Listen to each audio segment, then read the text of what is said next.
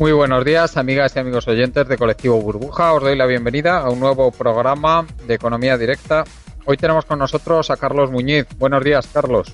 Muy buenos días a todos. A Jordi Llàtzer. Buenos días, Jordi.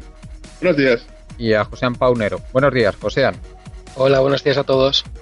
Hoy vamos a hablar de mercados, vamos a hablar de por qué está la bolsa tan fuerte, qué factores están influyendo, qué futuro le auguramos a la bolsa en los próximos meses.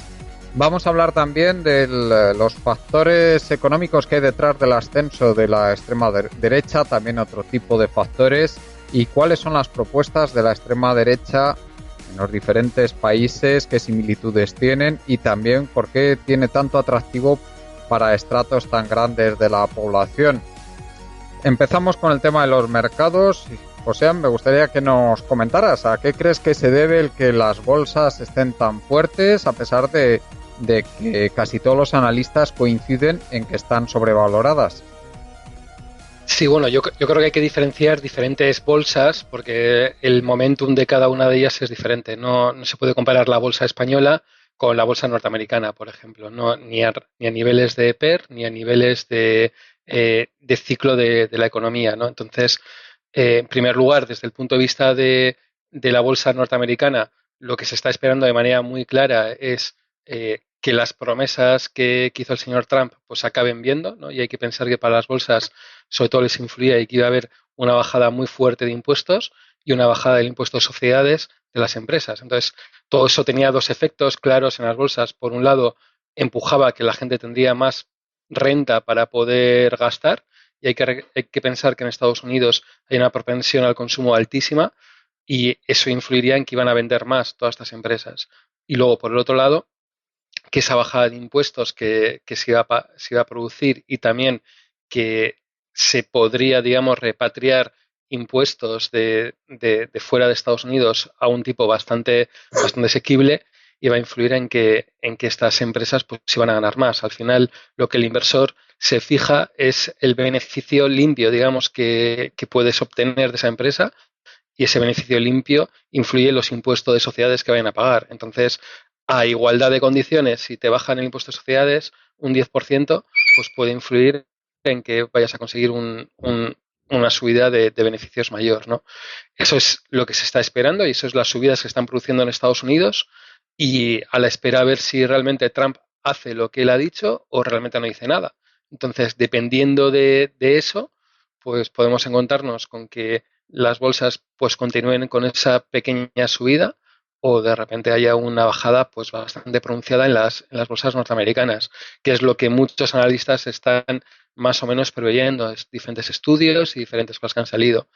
Por otro lado, tenemos la bolsa española y la bolsa europea, que tiene otro momento diferente, y sobre todo lo que está influyendo mucho en la bolsa española es que ya se está pensando ver que va a haber unas ciertas subidas de tipos de interés, y ante esas posibles subidas de tipo de interés, pues sobre todo los bancos que estaban súper penalizados en bolsa, pues son los que realmente han subido, ¿no? Entonces, claro, va todo por rachas. El que tenga una sobreponderación en bancos está haciendo que suban, o aquella persona que tenga invertido en bancos pues ve que su cartera ha podido subir un 20, un 30% en lo que llevamos de años sin demasiados problemas.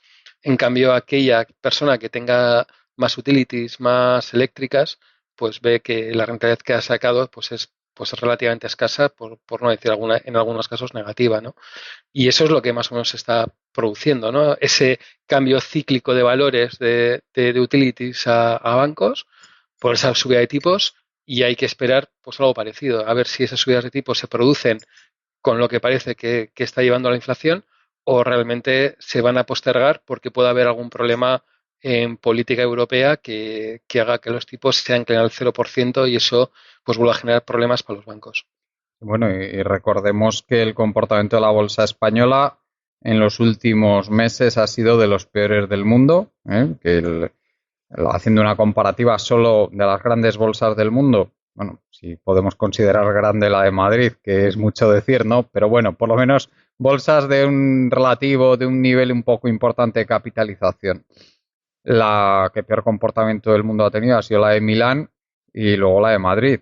Eso hay que comentarlo también porque yo creo que es interesante y si comparamos con los niveles previos a la crisis, pues la de Madrid está sumamente por debajo de los niveles previos a la crisis. Si no recuerdo mal, en torno al 30-35% por debajo.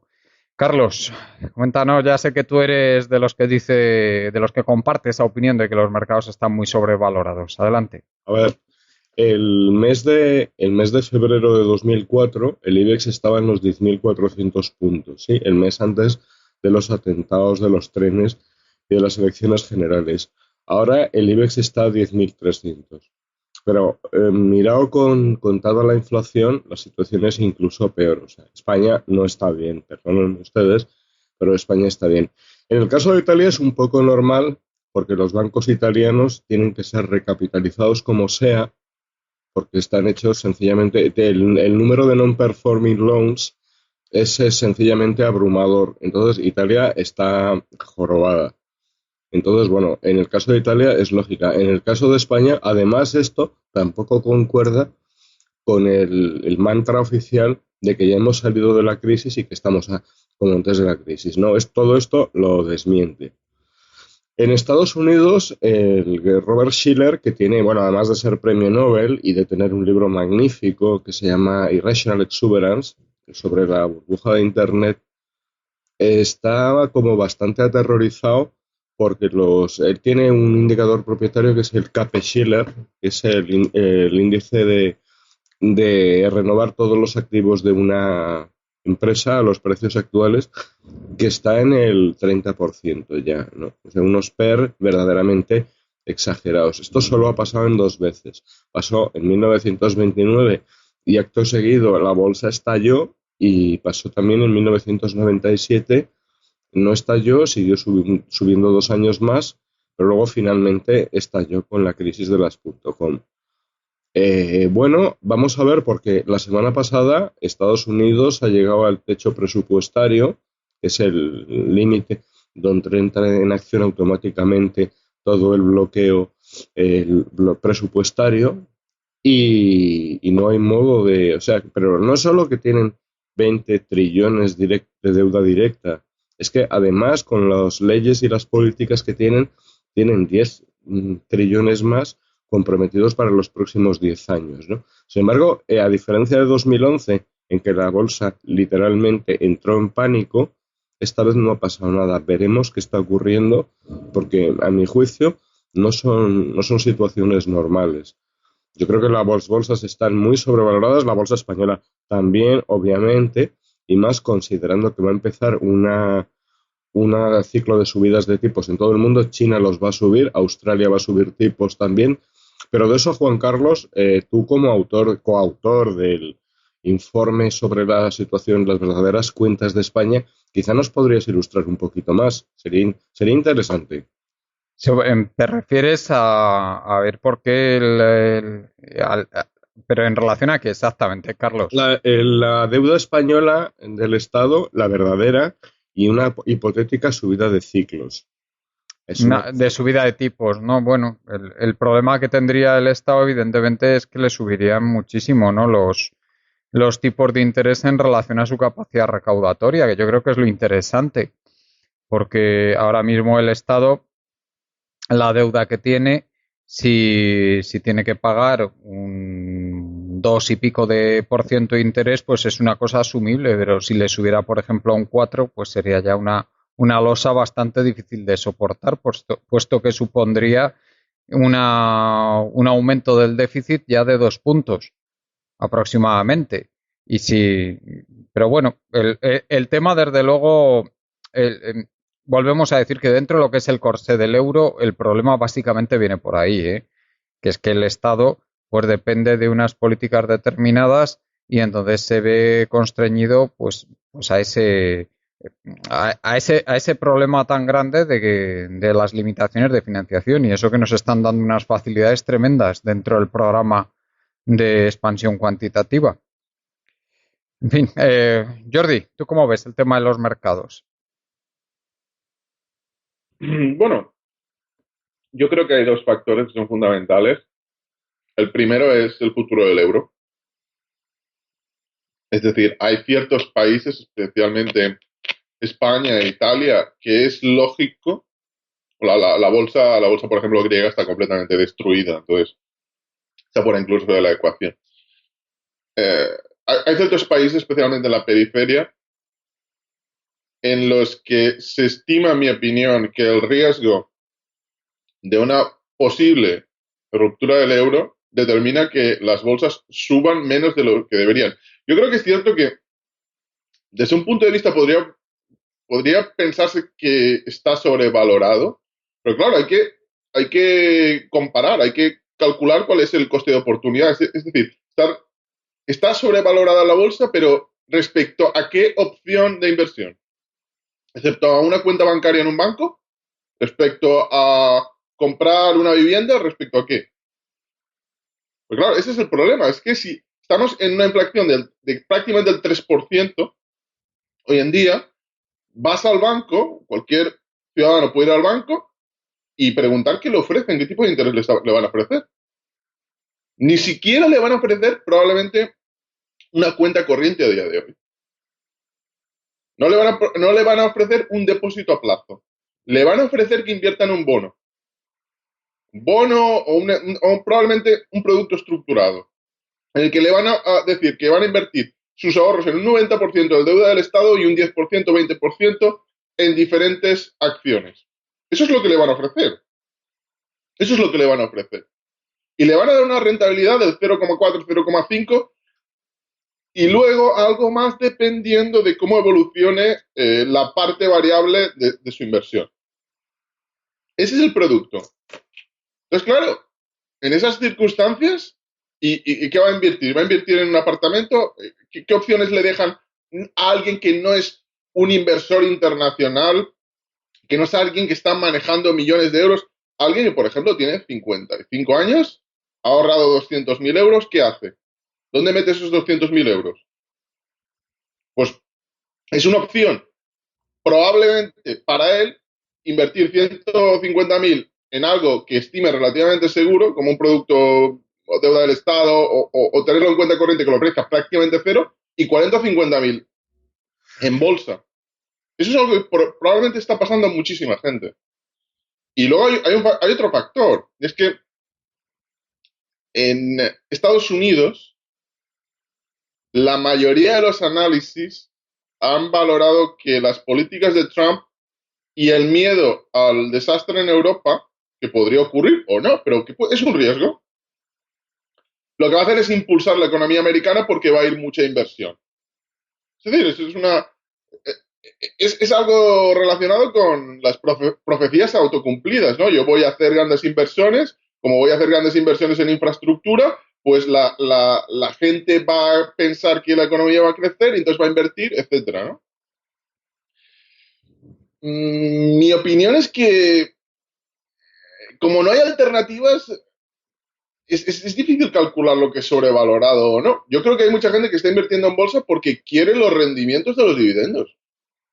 Quiere esos rendimientos. Sí, bueno, y hay mucha diferencia de unos países a otros. Voy a dar algunos datos para que veáis la diferencia tan enorme que hay, entre tomando el momento previo al inicio de la crisis, junio de 2007, por ejemplo, que fue el momento en que tocaron máximos la mayor parte de las bolsas. Tenemos la estrella, desde luego, la de Nueva York, 55% por encima, el Dow Jones, de lo que estaba entonces.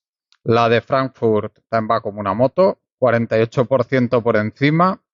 Tenemos la de Londres, también está en positivo, 10% por encima. La de Tokio, curiosamente, también está por encima, 5,5% por encima.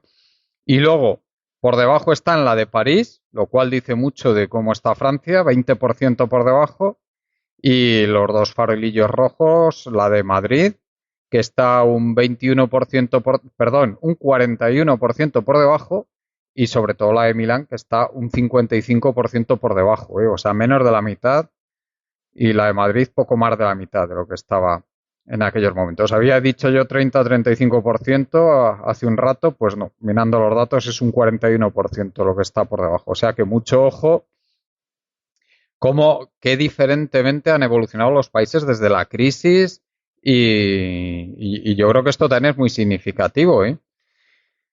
En fin, Sí, sí, yo quería añadir una cosa, y es que yo creo que se ha comentado que el PER de Schiller o CAPE, digamos, como la forma de medir, y yo creo que es una de las formas de medir para inversiones, pues a medio o largo plazo, yo creo que, sinceramente, yo creo que es la más correcta y sin más, o sea, que eso. Pero que si miramos el CAPE por países, hay muchas diferencias por países. O sea, a 31 de marzo, que es más o menos, perdón, a 28 de febrero, que es cuando más o menos se van actualizando a nivel mundial casi todos los datos y hay una serie de páginas para mirarlo. En España estamos hablando de un CAPE de 12. O sea, CAPE es igual que PER de Schiller. En cambio, en Estados Unidos estamos hablando ya de 29. pero es que Entonces, eso también dice mucho de las expectativas que hay, ¿eh? Sobre el valor futuro de las acciones. claro, o sea, pero tomar solo el CAPE como una forma de decir si esto va a caer, o sea, co- no es tan fácil de No, no, decirlo, no, si los es mercados se más, equivocan también, o sea que es nada, más, y se equivocan continuamente. Imagínate tú en el 2007 el leñazo que se pegaron los claro, mercados. es más, incluso se puede ver que estamos muy cerca en valoración de escape, porque en Estados Unidos tiene estadísticas desde hace muchos años, a diferencia de España, que no tenemos estadísticas fiables desde hace tanto tiempo, y si miramos el CAPE podemos ver que el CAPE actual corresponde al CAPE del Viernes Negro del año 29 al final. Y entonces, claro, es normal que haya mucha gente que tenga mucho miedo de que haya algún susto, ¿no? Realmente el máximo, estamos hablando de un CAPE que hoy por hoy estará muy cerca de los 30, y hay que pensar que el máximo histórico con la crisis de las .com y antes de que estallara todo, hablamos de un momento que el CAP estaba ahí en 43-44. Sí, Entonces, pero yo ahí soy también de la tesis de Bernanke, que lo he dicho varias veces, que para mí el problema viene porque hay un exceso global de ahorro, ¿eh? Y que por lo tanto eso presiona los tipos de interés hacia abajo. Pero bueno, eso digamos que es la opinión de Bernanke que yo comparto, pero sé que hay muchísima gente que no la comparte. sí, a ver, que puede ser, o sea, que no es, a ver, que ese ahorro está ahí, pero, y yo creo que es cierto, y hay muchos países que han tenido una propensión mucho mayor a ahorro que lo que se tenía antes. O sea, también en las bajas inflaciones que hemos tenido durante varios años, también yo creo que pueden haber influido en todo esto. O sea, a la medida de que eso vaya a cambiar, pues vamos a ver, ¿no? De todas maneras, sí que es cierto, yo creo que hay que tener mucho cuidado de la bolsa norteamericana porque está en valoración escape muy alta y bueno, y hay que pensar que ante una caída de la bolsa norteamericana, el que piense que a la bolsa española no le va a influir, yo creo que está equivocado. Realmente yo creo que está equivocado porque es que ante una posible caída fuerte de la bolsa norteamericana nos va a influir en Siempre, Europa siempre influye.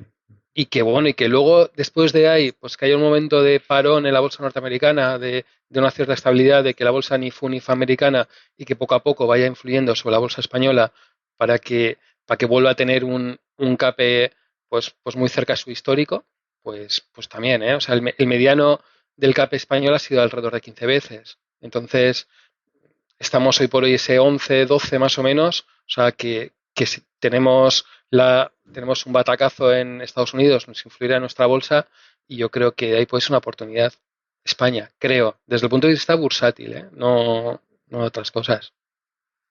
Yo, Bueno, perdona Juan Carlos, pero creo que lo has dicho antes, que se están descontando expectativas de futuro que en el caso de España no son buenas. O sea, vamos a tener unos problemas demográficos entre 2020 y 2022 colosales, así como y, Italia también, que tiene unas y el cifras tema de la inestabilidad de la eurozona yo creo que se está descontando claramente, ¿eh? Sí, también. sí, sí. El tema de eurozona es clarísimo que se está descontando. Se está empezando a descontar que esto tiene sus años, ¿eh? Sí, sí se está descontando. Además, Francia no va bien. A Francia la opinión generalizada es que va a sufrir mucho como haya un problema en la eurozona. Y yo estoy de acuerdo, menos que España o que Italia, pero bueno, va a sufrir muchísimo. Bueno, no sé si queréis comentar algo más sobre este tema antes de pasar al tema de la extrema derecha, cómo influye, cómo ha influido en este ascenso el desplome de los salarios en los niveles de formación bajos especialmente. No son, según países hay muchas diferencias, pero esto ha sido especialmente significativo en Estados Unidos. Ahí tenemos el ascenso de Trump. También sabemos que hay diferentes estilos de política de derechas. A mí me gustaría comentar sobre todo qué es lo que pasa por la cabeza de la gente que vota estas opciones. Hay muchísimos estudios al respecto. Recordemos que ya en los años 30, uno de los pioneros en el estudio de la personalidad que conducía a apoyar estas opciones de gobierno autoritarias fue Eric Fromm con su teoría sobre la personalidad autoritaria. Ahí también profundizó muchísimo en el tema Adorno, con su factor F de personalidad autoritaria, y últimamente, sobre todo de la mano de Altemeyer, que es un psicólogo norteamericano, pues se ha profundizado muchísimo en el factor RWA, que es el Right Wing Authority, que es la personalidad autoritaria de derechas, podríamos traducir. Y bueno, la verdad es que estas opciones en general coinciden en temas, en algunos temas principales. El principal de ellos, pues, es la sumisión a la autoridad legítima, es decir, se acepta la autoridad. Hay también una agresión hacia grupos minoritarios, gente que se considera fuera del grupo, y una adhesión bastante incondicional a lo que son los valores aceptables o los valores aceptados, es decir, un convencionalismo. Hemos visto cómo se traduce todo esto pues en un nacionalismo económico que está clarísimo en todas estas propuestas. Se materializa en los casos de Francia especialmente con esa propuesta de salida del euro que tiene Marine Le Pen, o se materializó también en el caso del Reino Unido, pues en el UKIP, con esa vehemencia con la que se defendía que el Reino Unido tenía que salir de la Unión Europea. También se proponen políticas proteccionistas, lo que se llama un proteccionismo inteligente, pero que bueno, básicamente consiste en favorecer a la industria nacional sobre la industria exterior. Y también políticas de tipo impositivo, en que se proponen bajar impuestos a lo que son las clases medias y clases bajas, y también, por otra parte, favorecer a las empresas por bajando impuestos de sociedades. Esto lo propone Marine Le Pen y también coincide bastante Donald Trump en esto. Y luego, pues, una preeminencia de los privilegios de la gente del país respecto a los extranjeros. Marine Le Pen dice los franceses primero, y Donald Trump pues también tiene un discurso bastante similar. En esto yo creo que coinciden bastante todos estos grupos. O sea que si queréis, sin más, os voy a pasar ya la palabra después de esta un poco larga, tal vez, introducción. Adelante, Jordi. Bueno, yo creo que, como has señalado, y me parece que es un hecho incontestable, no todos los movimientos conservadores que se están alzando en Europa, en Estados Unidos, son lo mismo. Es decir, el parecido entre el UKIP, el Frente Nacional y Aurora Dorada, en mi opinión, es bastante limitado. Yo creo que sí que tienen cosas en común. Por ejemplo, el UKIP en una cuestión económica es un verso suelto. Si vemos esto como un grupo heterogéneo, yo creo que es un verso completamente suelto. Su programa económico no se parece en nada al del Frente Nacional. El programa del Frente Nacional, y esto es algo que muchos políticos de izquierda españoles y periodistas han señalado, es un programa muy de izquierdas en lo económico, muy intervencionista, muy teniendo presente a las clases bajas, pero con unos aspectos sociales que se estiman retrógrados, que se estiman autoritarios. Por ejemplo, cuando pone por ejemplo a los franceses por delante de los extranjeros, cuando se intenta cerrar las fronteras, etcétera, etcétera. Es decir, La parte económica yo creo que es muy similar a la que podrían tener muchos partidos de izquierda europeos.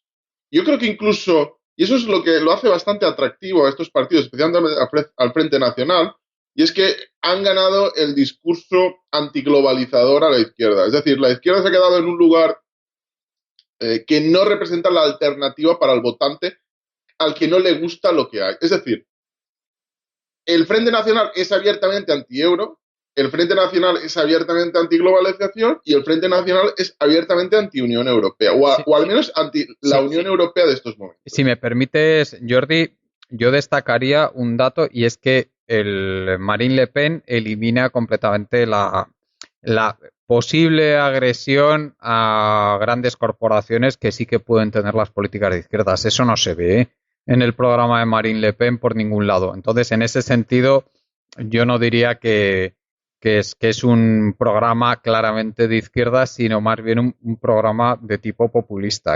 Ahora, eso sí, coincido contigo en que se atreve a decir cosas que la izquierda se debería atrever a decir, como es el tema de la salida del euro o el tema de que la globalización desbocada pues es perjudicial para la economía de un país como Francia o un país como España.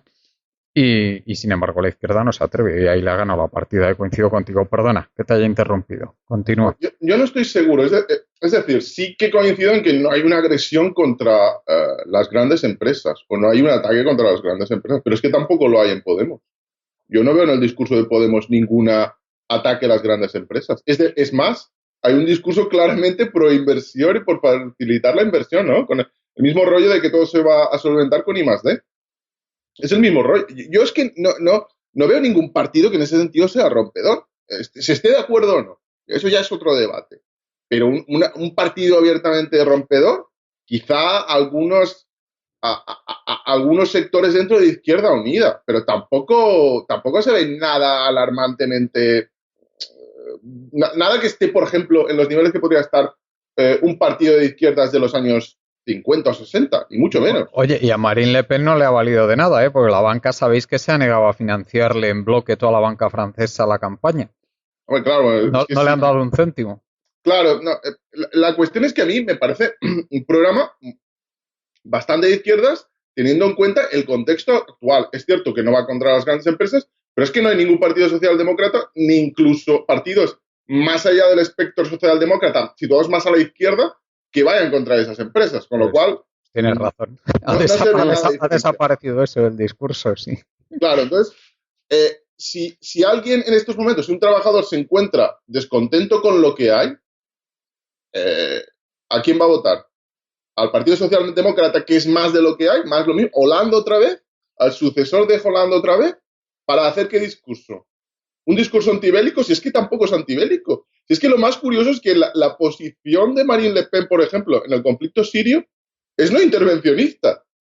Con lo cual, exactamente, ¿qué es lo que aporta? ¿Qué es lo diferencial? ¿En qué es más radical un partido de izquierdas que el Frente Nacional? Bueno, pues está claro que los valores que Marine Le Pen, pues desde luego lo que hace es fomentar ese discurso antidemócrata de marginar, o sea, es lo primero, elimina completamente el discurso progresista, el discurso del cambio.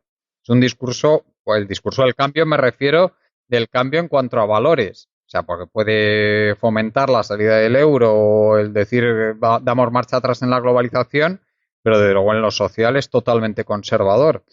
Y que la izquierda, desde luego, eso no lo tiene para nada, ni corresponde tampoco a los valores democráticos. Y luego, no digamos ya todo el tema de la xenofobia, el ataque a los inmigrantes, a los extranjeros, a los que no pertenecen al endogrupo. Eso, desde luego, es algo para cualquier demócrata repugnante y, sin embargo, lo defiende de la forma más descarada esta señora. Y desde luego la sumisión a la autoridad, algo que también va contra los valores democráticos. Esta señora pues también lo defiende sin ningún problema y la mayor parte de los grupos estos de derechas que hay por ahí también. Ahí coincido contigo en que como los ingleses son muy suyos, el UKIP ahí es bastante diferente, es mucho más liberal, pero también tiene un discurso bastante anti-inmigración, O sea, la xenofobia también está palpable en el UKIP. Sí. En mi opinión, lo que une a todos estos partidos es una rotura con la globalización actual, que para el UKIP, en mi opinión, es un factor diferente, quiere romper con la globalización cultural, porque yo creo que esto no es solo una cuestión no es una cuestión económica ni de dinero. El dinero y lo económico es una parte, pero en mi opinión, lo que se quiere romper y lo que se está dando es una rotura en la globalización cultural. Ahí entra el UKIP. Yo creo que el UKIP es un partido nacionalista y que gran parte del Brexit se fundamenta en querer romper la globalización cultural. Y también el ascenso de Trump en parte es derivado de ello. Hay cierta noción que parece indicar que estos movimientos, bueno, es un peligro, pueden llegar al poder. No, estos movimientos ya han llegado al poder en algún país. El discurso de Orbán no es más radical que el de Marine Le Pen. No. No es más radical. En Polonia también. El de Polonia tampoco. Y el de países que no están dentro de la Unión Europea, como Rusia, tampoco. Por ejemplo, eso de creer que la izquierda, los partidos comunistas en general, son como los partidos comunistas de Europa occidental, no lo es. La homosexualidad era un delito hasta 1991 o 92 en la Unión Soviética. Lo era. Cientos de miles de personas acabaron deportadas en Siberia o en determinados momentos de su vida acabaron en la cárcel. Con lo cual, yo creo, en mi opinión, que lo que les une, como digo, es cierta ruptura de la globalización cultural y hay otra parte que estoy en desacuerdo. Es decir, parece indicar que lo que ellos opinan en cuanto a los inmigrantes o cerrar las fronteras es algo que cree la élite, mientras que la gente es contraria a ello. Yo creo lo contrario. Es decir, las élites son más pro globalización cultural que la gente en general. Es decir, cuando Orbán realiza su referéndum, que en el fondo es un referéndum en el que quiere marcar su política migratoria, el referéndum no es que no salga adelante porque la gente no le apoya, sino porque saca un 85, fue un resultado increíblemente alto. Y no sale adelante porque no va suficientemente gente a votar, porque lo que se creía es que iba a sacar un 90% de apoyo popular.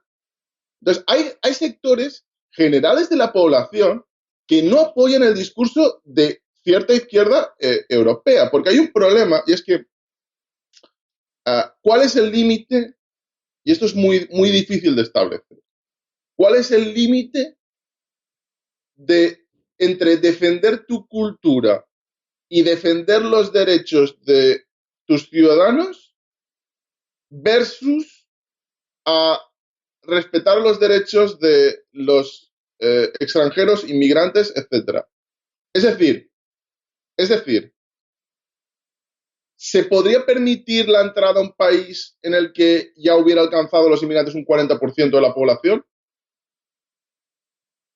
Ese tipo de cuestiones. ¿Se podría? No. ¿Se debería? No. Entonces, si esa parte quisiera votar independencia, como ha pasado en el pasado en muchos conflictos, ¿se le debería recortar los derechos democráticos para que no pudieran hacerlo? Es que genera un montón de dudas. Yo personalmente no lo sé. No sé dónde está el límite. No sé dónde está el límite. Lo que sí que creo es que conecta con un porcentaje de la población que quiere parar esa globalización cultural.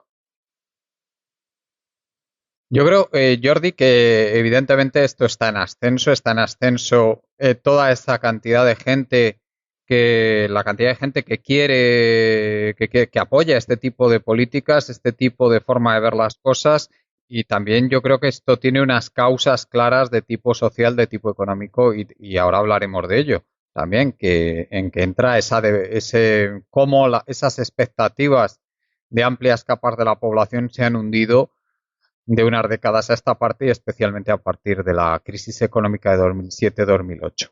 Sí. Sí, sí.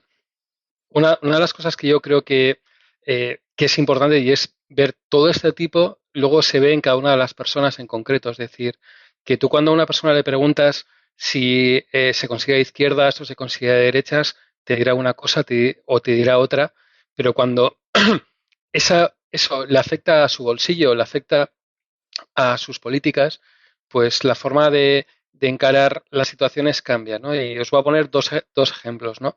El caso de un amigo que es carpintero, que pues él un día pues hablando me decía que él se consideraba una persona trabajadora, que él es autónomo por diferentes motivos, pero no por convicción, sino porque no le ha quedado más remedio y bueno, y empezabas un poco a hurgar un poco y él te decía que él era autónomo porque veía que en su sector no le ha quedado más remedio, porque ha entrado mucha fuerza laboral, sobre todo extranjera, que ha hecho que los sueldos hayan caído y la forma de encarar la crisis no le ha quedado a muchas empresas más remedio que convertirse en autónomos. Ojo, Joséan, que esa es la interpretación que hace él, que los Bien, sueldos han bajado porque han entrado extranjeros. Sí, continúa, por favor. Sí, esa interpretación, ¿no? Entonces, esta persona, cuando que él es votante de izquierdas, lleva muchísimos años votando a izquierdas, y cuando se hace esa interpretación y ve que eso es lo que él dice, cuando alguien le venga con un discurso de extrema derecha, este votante de izquierdas posiblemente pueda dar ese paso a ese discurso de alguien que esté opinando que la culpa viene del tema de inmigración. Es decir, que si esta persona sería francés, pues posiblemente estaría escuchando a Marie Le Pen mucho de lo que está diciendo, ¿no? Luego, otro caso de otra persona, pues que resulta que él trabaja, no es funcionario, pero trabaja para una empresa pública y bueno, tiene un sueldo más o menos alto y también es cierto que tiene un sueldo más o menos tranquilo, ¿no? Cuando esta persona que está acostumbrada, y lo sé, que hace 2 viajes al año fuera de España y son viajes con un poder adquisitivo alto, pues le dices, oye, que igual resulta que tendrías que compartir tu trabajo. O sea, es decir, que me igual trabajar 8 horas, pues habría que pasar a trabajar 7 o 6 horas y con ese dinero compartirlo y que eso en realidad pues te implicaría que tu nivel de vida pues igual no te permitiría viajar tan a las claras a esos países y tendrías que pues igual no viajar y tener la alegría de que puedes estar compartiendo ese trabajo ya que habría gente que estaría en el paro y demás, ¿no?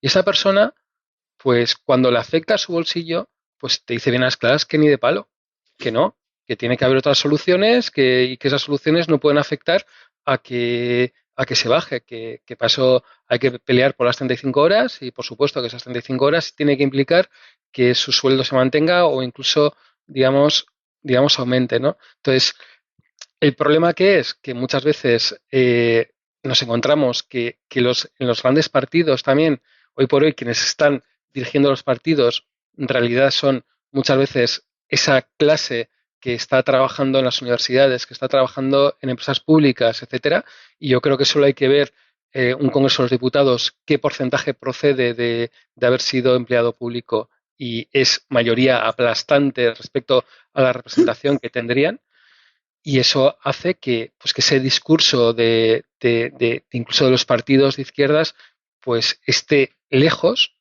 yo creo que de la realidad que se plasma en esa persona que ve que su poder adquisitivo no hace más que disminuir, que este carpintero que me decía que ojalá podría trabajar 8 horas porque su jornada de trabajo son 10 horas y a sus hijos apenas les ve, y claro, ante esta situación, en cualquier momento, pues atenderá a que ese voto de discordia o ese voto tal, pues cambie, ¿no? Pero tú date cuenta hasta qué punto está calando todo ese discurso del endogrupo, exogrupo, que esta persona, en lugar de responsabilizar a las políticas neoliberales del deterioro de su situación, lo achaca a que hay muchos extranjeros, siendo como es un votante de izquierdas. Tú fíjate, ¿eh? Bueno, en fin. Sí, pero lo que he dicho es un ejemplo y yo creo que los oyentes lo verán con muchos de sus conocidos que les puede pasar algo parecido. O sea, que es que esa persona de izquierdas, ese trabajador, se está convirtiendo en un trabajador hiperprecario. Entonces, ante esta situación que vea que los cargos directivos de los partidos de izquierda, ¿quién está detrás de esos cargos directivos de izquierdas? ¿No? Entonces, cuando alguien ve que detrás, y aquí me van a dar de hostia seguro los oyentes, detrás de Podemos no hay más que una cantidad de gente que ha estado y está en las universidades de manera brutal y que lo que ellos han estado acostumbrados es a ver la universidad y ver esa endogamia, ¿vale? Pues es normal que aquel trabajador que ve eso, pues diga, oye, señores, ustedes tienen que ver la realidad, ¿no? Ujú. Efectivamente. Bueno, no sé si Carlos estás ahora disponible para entrar. Sí, sí, Pues coméntanos que seguro que tienes muchas cosas y muy interesantes que decirnos de todo esto que hemos estado hablando. Entre Donald Trump y la extrema derecha hay la misma relación que entre yo y el obispo de Sion. O sea, ninguna. Vamos a decirlo. Pues yo no estoy de acuerdo, ¿eh? Donald Trump es un señor que va democráticamente a las elecciones primarias de un partido democrático, el más antiguo de Estados Unidos, el Partido Republicano, ¿no? Y las gana. Y se somete a unas elecciones generales. Y las gana también democráticamente. O sea, nada que ver con tío Hitler. No, Pero uno que teníamos por estos pagos con un bigotillo. Pero vamos a ver, estamos hablando de extrema derecha dentro de lo que es el juego de las democracias burguesas o de las democracias parlamentarias. Te lo compro. Pues que Marine Le Pen también, en ningún momento Marine Le Pen propone el eliminar la democracia de Francia, ni se le ocurriría decir eso. Lo compro también. Al revés, ella ¿Te vale como ejemplo el peronismo, como ejemplo de movimiento, o no te vale? Sí, pero vale, yo no conozco muy a fondo el peronismo, pero bueno, me puede servir. Pero Marine Le Pen, por ejemplo, propone profundizar en los mecanismos de democracia directa. No, pero eso es extrema derecha, autoritarismo y democracia, ¿o no? Perdón que os interrumpa, demos un ejemplo. Cuando el UKIP propone preguntarle a la gente si quiere continuar en la Unión Europea, dice que es una victoria del pueblo el que se haga un referéndum, propone un referéndum, etcétera. Se hace el referéndum, gana el UKIP y el Partido Laborista, 47 de sus diputados, dice que no hay que defender el referéndum. ¿Quién es ahí no democrático? El Partido Laborista, evidentemente. ¿Quién es ahí no democrático? Claro. Sí, pero que yo no me... A ver, Juan Carlos, lo que quiero decir es que es un falso discurso y un falso problema impuesto por los periodistas estos que circulan por las tertulias televisivas, todos ellos superpagados, ¿no? Yo respeto tu opinión, pero no la comparto, pero continúa, por favor. A ver, cuando el pequeño fulanico de Idaho o de Minnesota le estaban echando de la fábrica y veía que su hijo lo único que podía conseguir era trabajos temporales y a tiempo parcial en la hamburguesería, en el McDonald's, en el Wendy y tal. ¿Dónde estaba toda esa gente que se preocupa tanto por los derechos de los palestinos, por ejemplo? Y tal. Y cuando lo estaba pasando mal, ¿quién le ayudaba? Todos. No, lo que quiero decir es que es el descontento, no es la extrema derecha ni la endogamia, no. Es que hay un descontento en la calle que te pasas. Sí, eso es cierto. Eso es cierto. Pues ya está, eso es a lo que quería ir. Que ni fascismos, ni extrema derecha, ni leches en vinagre. Que eso es el descontento. La gente está peor que nunca. Y ya está. Si solo lo que quiero decir es eso. Y que de autoritarismo, de fascismo y tal, no tienen nada. Yo la palabra fascismo no la he sacado, en todo lo que he hablado. Bueno, pero extrema derecha siempre está asociada de una manera u otra con fascismo. Entonces no es el caso. Es el falso discurso que nos quieren imponer estos tertulianos. Sí, pero que yo no ni siquiera se me ha ocurrido esa palabra, No es que se me haya ocurrido y no la haya mencionado. Yo me refería básicamente a dentro de lo que es el juego de las democracias parlamentarias. Yo en ningún momento creo que el UKIP quiera eliminar la democracia parlamentaria en el Reino Unido. Y Marine Le Pen ya tengo alguna duda tal vez, pero desde luego no lo ha declarado nunca. Y Donald Trump estoy seguro que tampoco quiere eliminar la democracia en Estados Unidos. Evidentemente. Es el falso discurso que nos han impuesto. O sea, ellos definen las palabras, definen las situaciones y, por tanto, definen las realidades. Y no es así y no debemos consentirlo. Hay una realidad, yo creo que se plasma mucho en la calle, y es que la sensación que tenemos que vamos a vivir nosotros peor o estamos viviendo peor que lo que podían vivir nuestros padres y que posiblemente nuestros hijos vivan peor de lo que nosotros estamos viviendo, ¿no? Y esa sensación yo la veo bastante generalizada y ese es el verdadero caldo de cultivo de todos estos movimientos. Y ante ese caldo de cultivo o hay un movimiento por la izquierda de dar una solución a eso que se está empezando a ver, es decir, cómo se puede caminar para que desde el punto de vista de la sociedad nuestros hijos vivan mejor que nosotros e incluso y mejor que nuestros padres, o se da por la izquierda o se da por la derecha. Pero ese caldo de cultivo existe y yo, no sé, yo lo veo en muchísima gente. O sea, que es que incluso el funcionario que puede estar tranquilo tiene sus hijos y es el mismo el que te dice que no lo tiene claro exactamente hacia dónde se va y que la solución que yo creo que se está dando hoy por hoy y por eso es la situación crítica, es que no veo eh, ninguna postura desde un punto de vista de izquierdas de dar una solución ante esto. Y eso es algo que yo creo que es algo importante que tiene que debatirse en la izquierda. La derecha sí que veo que lo está dando.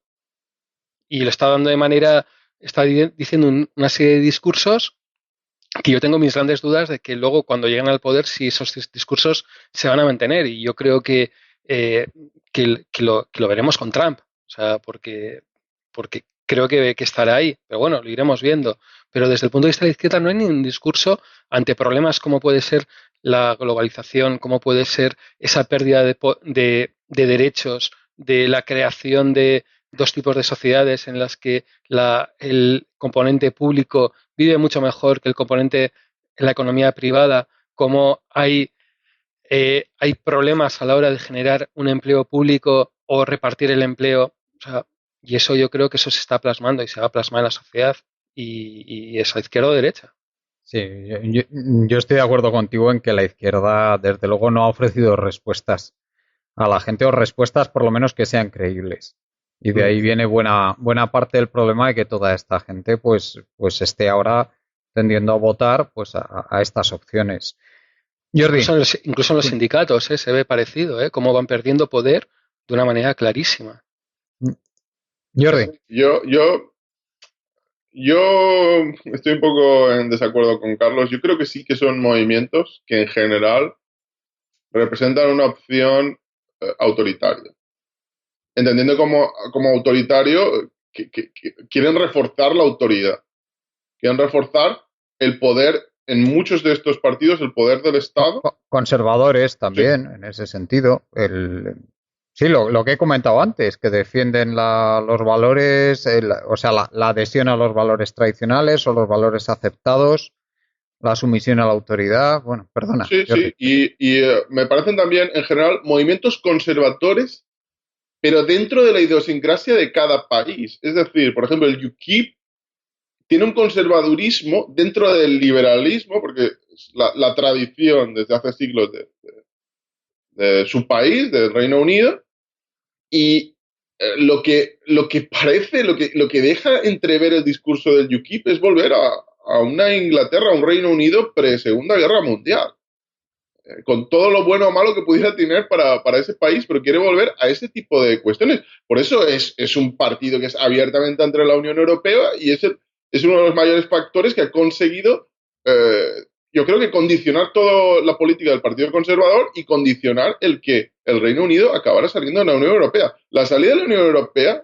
independientemente de Johnson, etcétera, no se puede entender sin el UKIP. Yo creo que nunca hubiera ocurrido sin el UKIP. Y a mí me parece que esta ola de conservadurismo conecta con otras cuestiones que se pasan por alta cuando hablamos de estos partidos. Sí, se habla de su política económica, de si quieren prohibir el acceso a inmigrantes, etcétera, pero no se habla de otras cuestiones, como por ejemplo, que muchos de ellos coinciden en estar en contra del feminismo, al menos del feminismo de las últimas décadas. Sí. Hay una corriente abiertamente antifeminista. Pues se justifica la desigualdad. Esa es otra de las pilares de todos estos movimientos, tanto social como en este caso de género. Bueno, esto yo creo que esto de justificar la igualdad depende del país del movimiento, porque a mí también me parece bastante curioso que quieren volver a una economía, repito, más conservadora. Y en ese sentido ven en muchas de estas naciones, excepto el Reino Unido y Estados Unidos, el liberalismo es algo moderno y es algo, yo diría que incluso impuesto por el extranjero. Se quieren volver a políticas mucho más intervencionistas, más centradas en lo nacional, etcétera, que hoy en día son consideradas políticas de izquierdas. pero que son políticas, en mi opinión, conservadoras para muchos de esos países. A mí no me parece contradictorio, por ejemplo, que las políticas más conservadoras en Hungría y en Polonia la defiendan gente que dice defender la izquierda o que se consideran de izquierda.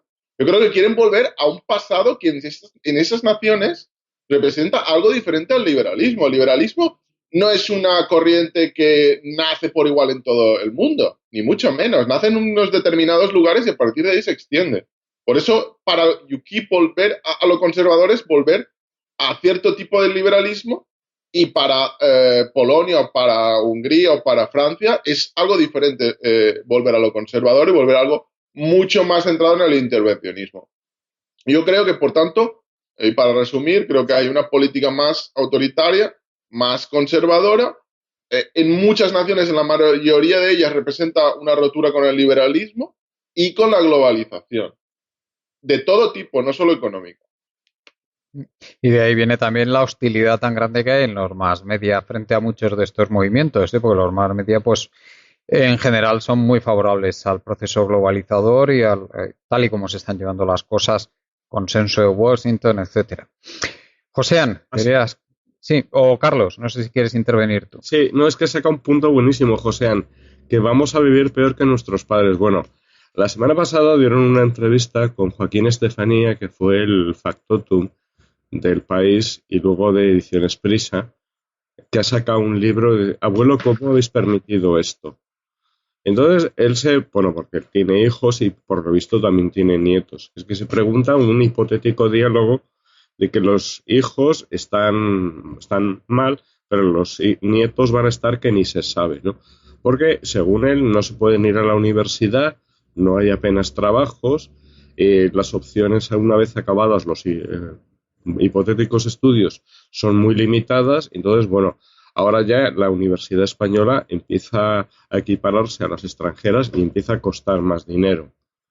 Entonces, pero vamos a ver, es que se da cuenta ahora, porque esto hace 20 años ya pasaba. O sea, es que son un poquito lentos de reacción toda esta gente. Es decir, yo tengo una encuesta, cuando estaba suscrito al Newsweek, me vino una encuesta de Francia de los años finales del año 90, que venía cómo se colocaba. El año 69 en Francia se colocaban 9 de cada 10 licenciados. El año 79 se colocaban 7 de cada 10 licenciados y el año 89 se colocaban 3 de cada 10 licenciados, ¿no? O sea que la cosa no ha hecho más que ir a peor desde los 60. Es que esta gente, en verdad, son un poquito lentos de reacción, ¿eh? Joséan, sé qué más nos quieres decir antes de ir cerrando el programa. Yo creo que nada más. Yo creo que gracias a los oyentes, nada, recordar que bueno, que los comentarios son bienvenidos y que bueno, que hay un poco dudas entre... Comentarios sobre todo en la web, ¿eh? Sí, no, porque alguna vez pues alguna ha dicho que, oye, es que no dices que tema de comentarios y para contestar y demás, y de repente te das un día cuenta de que sobre todo yo lo que entiendo es que se contestan los comentarios en la web y no tanto en iVoox. Entonces, pues bueno, sí, pues... Sí. Yo creo que sobre todo que los oyentes sepan que los comentarios tenemos mucha facilidad para monitorizarlos y para responderlos en la web, porque nos llegan las notificaciones, podemos saber cuando se ha comentado un programa, podemos responder, pero en iVoox es que eso es dificilísimo. Entonces, por favor, pedimos que se hagan los comentarios en la web, efectivamente.